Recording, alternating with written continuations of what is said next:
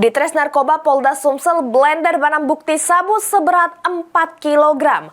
Hasil ungkapan kasus dari Desember 2024 sampai Februari 2025.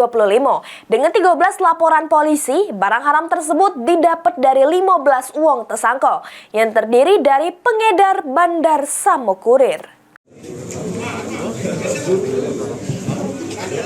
Disaksikan 15 uang tersangka, Direktorat Reserse Narkoba Polda Sumsel memusnahkan barang bukti sabu seberat 4 kg yang didapat dari hasil ungkap kasus selama Desember 2024 sampai Februari 2025.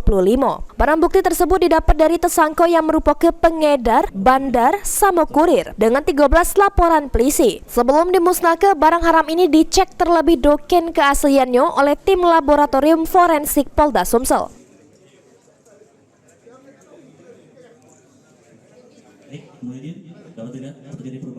Kemudian polisi memusnahkan dengan cara di blender dicampur dengan cairan pembersih lantai.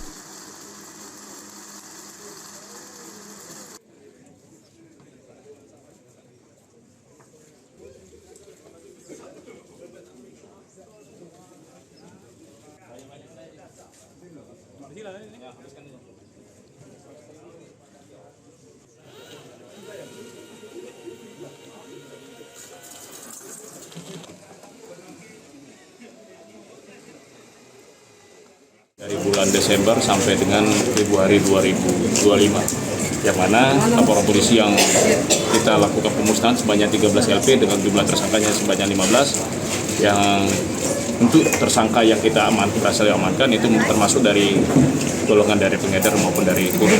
Yang tertangkapnya ada di tiga di daerah Palembang, 3 di daerah Banyasin, 1 di Probumuli, 1 di Morenin, 3 di Moba, 1 Musirawas, 1 Pali. Dengan memusnahkan barang bukti sabu tersebut, polisi berhasil menyelamatkan 400.000 jiwa generasi muda dari bahaya penyalahgunaan narkoba. Mulyadi, PAL TV.